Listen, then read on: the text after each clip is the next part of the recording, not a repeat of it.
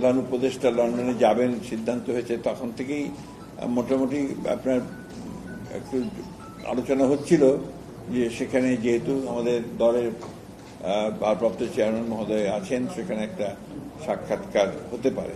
এটা একটা সম্ভাবনা তখন থেকেই আপনার শুরু হয়েছিল। এটা আপনার এখন ম্যাচিওর হয়েছে। গতকালই আপনার আমাদের একটা স্ট্যান্ডিং কমিটি মিটিংও হয়েছে। এটা আপনাদের জানানো দরকার যে চেয়ারম্যান সাহেব নিজে অসুস্থ থাকে, অসুস্থ থাকার পরে উনি নিজে মিটিং করেছেন। ওনাকে ফর্মালি দাওয়াত করা হয়েছে মিটিংয়ের জন্য। এটা আপনার 13 তারিখে 9টা থেকে 11টা পর্যন্ত লন্ডন টাইমে এই সময়টা দেওয়া হয়েছে আর কি। তো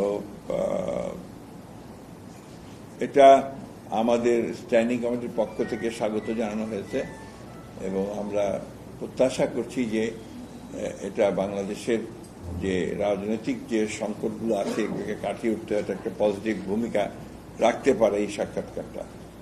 একই সঙ্গে আমি ব্যক্তিগতভাবে মনে করি যে সাম্প্রতিককালে রাজনৈতিক যে প্রেক্ষাপট, যে অবস্থান, এটা একটা বড় ইভেন্ট।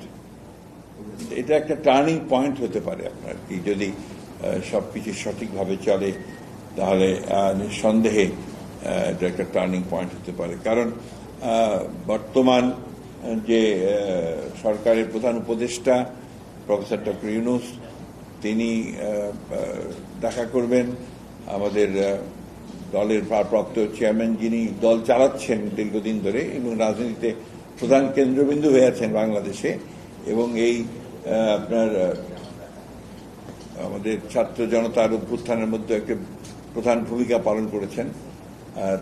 তার সঙ্গে আপনার সাক্ষাৎ হওয়াটা এটা একটা বড় ইভেন্ট বলে আমি মনে করি। মেজর পলিটিক্যাল ইভেন্ট, এবং আমার মনে হয় যে এখন এই সময়ের মধ্যে এটা সবচেয়ে ইম্পর্টেন্ট ইভেন্ট। এটার গুরুত্ব অনেক বেশি। আপনার আমি মনে করি যে এটা জাতীয়ভাবে এবং আন্তর্জাতিকভাবেও এটার গুরুত্ব অনেক বেশি। কারণ ইতিমধ্যে আপনারা জানেন যে আপনাদের পত্র পত্রিকাতেই, সাংবাদিকদের মধ্যেই বহু আলোচনা বিভিন্ন বিষয় নিয়ে চলছে আর কি, সাবজেক্ট নিয়ে কথাবার্তা হচ্ছে। তো এর মধ্যে এই সাক্ষাৎকারটা হলে অনেক সমস্যার সমাধান হয়ে যেতে পারে এবং অনেকগুলো সহজ হয়ে যেতে পারে, নতুন ডাইমেনশন সৃষ্টি হতে পারে, সম্ভাবনা অনেক আর কি। এখন এটা নির্ভর করবে আমাদের নেতৃবৃন্দের উপরে যে তারা এটাকে কিভাবে সেই সম্ভাবনার দিকে নিয়ে যাবে। আমরা আমাদের তরফ থেকে আমরা সম্পূর্ণভাবে, দলের তরফ থেকে আমরা আমাদের অ্যাক্টিং চেয়ারপারসনকে সম্পূর্ণ যেটাকে বলে যে অথরিটি দিয়েছি এবং তাকে আপনার আমরা তার সাফল্য প্রার্থনা করেছি এই সাক্ষাৎকারে। এখানে সুনির্দিষ্ট কোনো এজেন্ডা নেই। ভেন্যুটা হচ্ছে উনি যেখানে আছেন, আপনার যে হোটেলটা, নামটা হচ্ছে আপনার, হ্যাঁ, ওইখানেই হবে এটা মেট্রো, এবং ওখানেই তার সঙ্গে আপনার ইংল্যান্ডের deputy leader of the house আপনার উনি দেখা করবেন। এরপরে এই সময় অন্যান্য নেতা যারা আছেন তারা ওখানেই দেখা করবেন। ভেন্যু একটাই।